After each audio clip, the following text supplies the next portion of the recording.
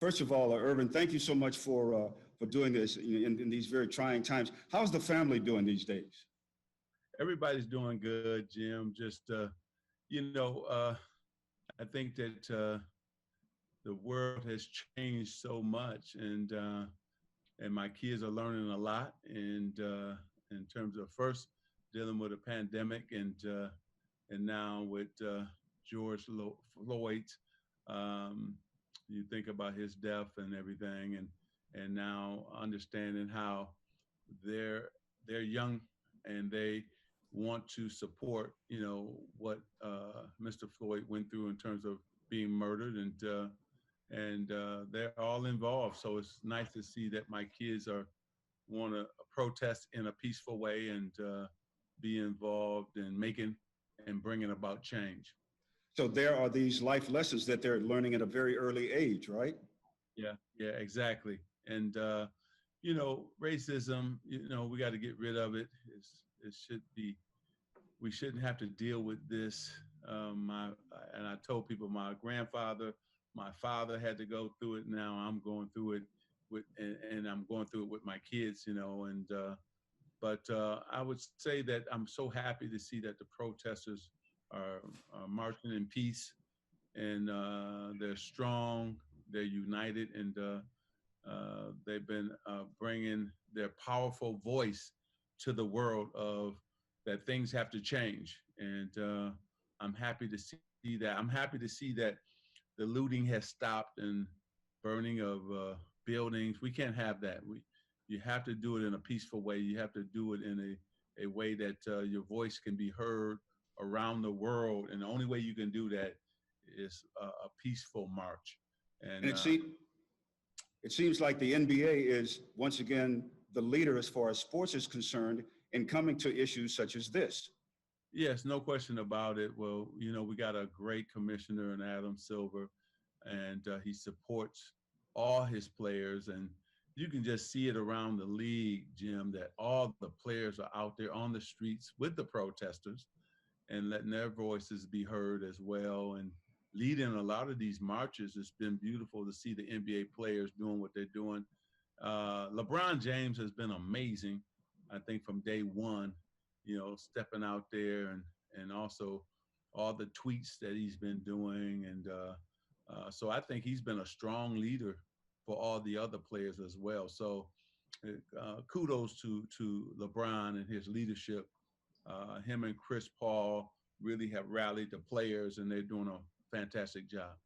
And in your own way, so are you, because you were one of the first to give back to the community, to go and start businesses in the community. And I know this hurts you to your heart to see these things happening. Yeah, Jim, because growing up, now I'm 60 years old, and my whole thing is always to affect change in urban America, give minorities job opportunities to make sure that they can feed themselves and their families. And even recently, last couple of weeks, we just announced through my Equitrust, my company, we just announced $100 million to make sure that we fund minority-owned businesses, because we don't want them to close their doors, and because of the pandemic. And so these businesses are important to our community. If you think about in Compton, South Central, on and on and on, all across, not just here in Los Angeles, but all across the country. It's important that they can keep their employees and that they can keep their doors open at the same time, because we need those services that they provide in our community. So I'm doing my part, been doing my part. I love seeing these young people protest in peace, and also bringing about positive change in the world. But I don't think anybody could imagine that it would be people of all races out there, and also around the world. And so, again, I think we've had strong leadership. I think the mayor has been strong, Mayor Garcetti, and I think our governor has been strong too, Governor Newsom. And I think that they want to bring about change as well. Like you, And myself, I know we both cried when we saw the pictures of George Floyd and what he was going through, and that really hurt. I mean, that hurt to Yeah. our core. Yes. Yes. You know, it's to see a man murdered right in front of your eyes. And the crazy thing is he was doing everything that he was instructed to do, right? You know, they handcuffed him, he sat down, put his back up against the building, then they moved him to the car, then they moved him out. You know, he was complying the whole time. And then to have that police officer put all his body weight on his neck for over 8 minutes. Um, and we've been seeing this over and over again. And so with black young men and women, Breonna Taylor, I think that's her name, and I hope I'm saying it right. We've seen it time and time again, and everybody's just fed up. They're mad. They're upset. They're tired of seeing this happen to black men and men of color, even Latino men as well. And so you can see these young people bringing about change right now. They're serious about it. They want police reform. They want to see changes there. They want, you know, other things to happen as well. And then at the end of the day, Jim, only way you can get change too is to make sure you go out and vote locally, statewide, and in the national campaigns as well. That happens in November. So from all of this happening, if you want to bring about change, you got to vote, and it's very important. Because you've always been one to say, you know, talk is cheap, actions bring change, which is what you're talking about now. That's right. That's right. Because see, you can talk all you want, but if you don't really be a person of action, and again, we're seeing that with these unbelievable protests all around the world. So that's the first step, right? Then we want to make sure that the police officers are found guilty, and then after that, what do we do then? See, right? So you got to get involved and stay involved. That's very important. You got to get involved and then stay involved. And then make sure your friends get involved. Make sure your family members get involved. And so we got to keep this going. It just doesn't stop in a month or 2 months. You got to keep this going until you got the right people in place in terms of as the governor, as the mayor, as the city council, as a senator, as a congressperson, you know, on and on and on, that believe in what you believe in. That's how you bring about change. Now they're in a powerful position to say, hey, we're going to change these laws. We're going to change these rules, on and on and on. And so I'm just happy that, again, that we can see these young people and their voices are strong, they're powerful, and the images are strong and powerful. And we don't want to see any more men of color and women of color be murdered and by anybody, whether that's police or anybody else. And I want to say this too: all police men and women are not bad. So we got to remember that. We're just talking about the ones who are bad, you know, because there are some good police officers out there.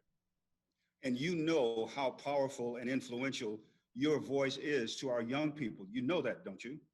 Well, I appreciate it, Jim. I think they know that my heart has always been in the right place. I've always been outspoken about things that happen in our community. I've been doing this for a long time. I've been investing in the inner cities for over 30 years, putting people of color to work for over that period of time as well. I put my money where my mouth is as well.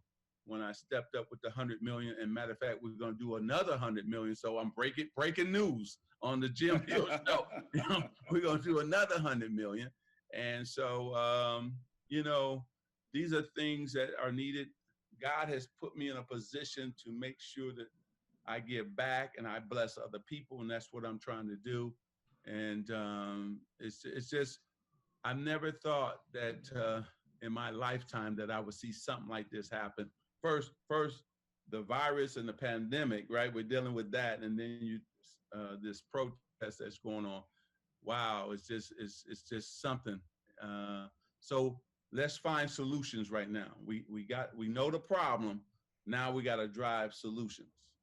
And a lot of times like you say, talk is cheap, and sometimes we need more ideas like the ones you're coming up with right now. Let's put on our thinking caps and come Yep. up with ideas instead of just talking about it. Yeah, because you got to be smart and say, now, what's the strategy now so that this is our agendas, this is our plan, right? These are the things we want to change.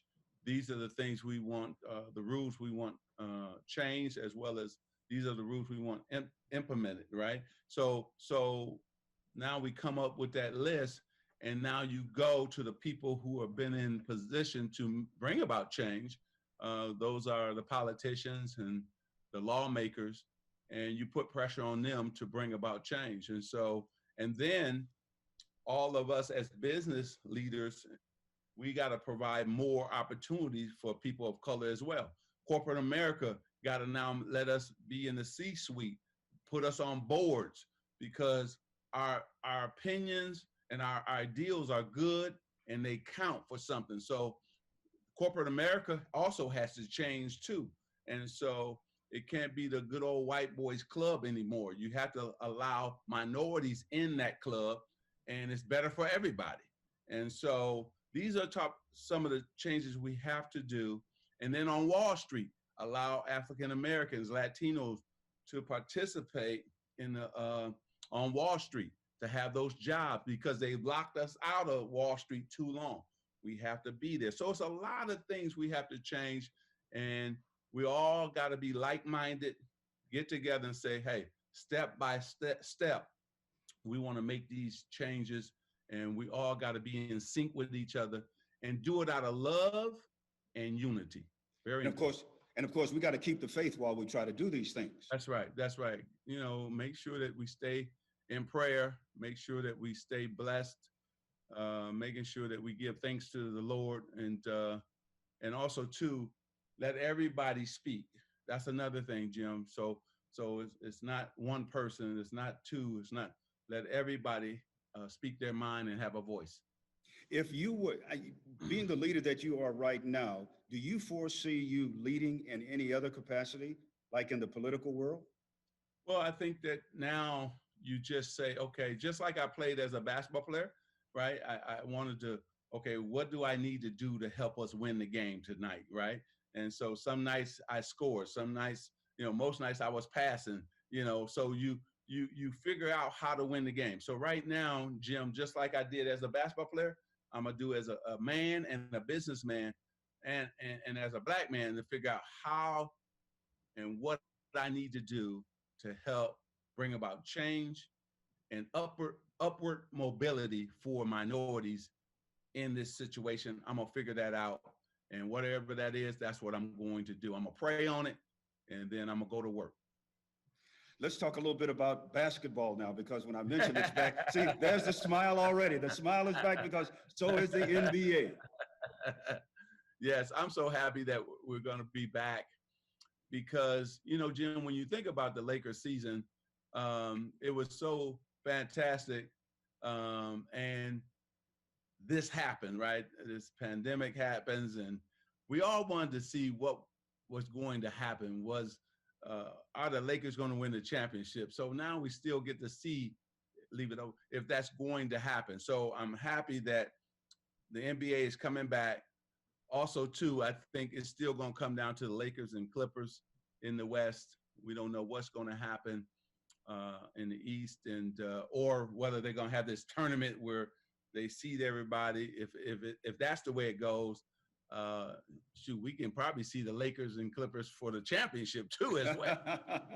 But I think that the only thing I worry about the Lakers, can they find that rhythm that they were in? They were in, man, they had just beat Milwaukee on that Friday, the Clippers on that Sunday.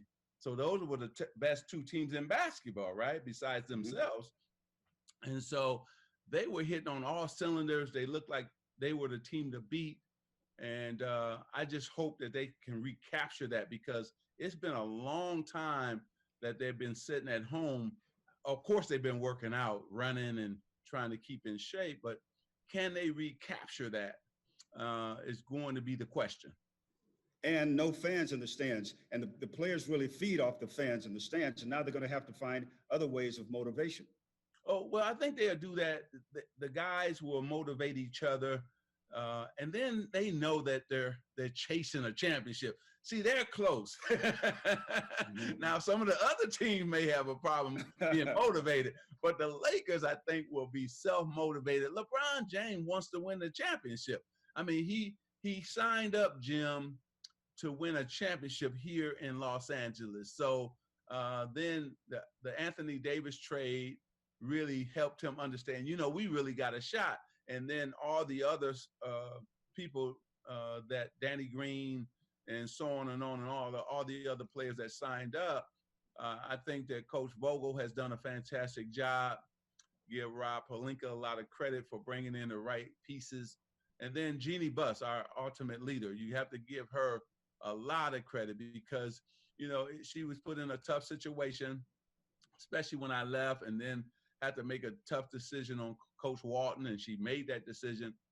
And so she's really stepped up, and really for the fans, she wants to win a championship. And Jim, I want to see her be, this woman standing on stage receiving the NBA championship trophy like her father did. That would be awesome. So, and we need basketball. We need sports. So we're happy that the NBA coming back. We're happy that MLS is coming back. And we hope that the Major League Baseball comes back. And of course, your words of wisdom as far as basketball is concerned, but more importantly, your words of wisdom as far as life is concerned, getting over the controversy that we are going through right now. We need Earvin Magic Johnson and the gift that he's able to impart upon us, like Dr. King. Well, thank you. I love bringing people together. I love being put in this position, Jim. And you hate that it's under these circumstances, but this is when you got to lead when it's tough times, right? And all of us can play a role. We just got to figure out what role we can play to bring about change, because everybody's going to be different. A lot of people are going to be marching, and then a lot of other people can say behind the scenes, they can be able to bring about change through through laws, and some people through the political side of it, on and on and on. So you have everybody have to figure out what can they do to bring about change, and I'm going to play my role for sure. I've been playing it, and I will continue to play it, and I have to do it for my sons, Andre and EJ, and now my grandson, Avery, and then all people of color across this world, especially here in the United States. Earvin, thank you so much. You know how much I appreciate you doing this. And like we always say, keep the faith and just keep doing what you do. If you think of some things that I can do, let's talk. Let me know where you want me. I'm right there. Well, I know that, Jim. And I think this interview is where we need you right now, right? Getting the word out. Let people know that, George Floyd's death should never have happened. And then you're covering all these terrific athletes who are stepping forward to say, hey, this cannot happen ever again. And we all want to bring about change. So you're vital to what we need in terms of you giving us this platform to tell the world why we're doing what we're doing, why there needs to be change. And also, too, you've been a role model in our community for, many, many years. And now young men of color can say, hey, I want to be the next Jim Hill. I can be on TV. I can make a difference in the world of media. He's my hero. And you've always been my hero since the day we sat down in the forum and I told you I wanted to be a businessman. Nobody else would listen to me but Jim Hill. And now I'm doing just the things that we talked about. So thank you for being a great friend of mine and to my family as well. You've been like a brother to me. So God bless you. I love you.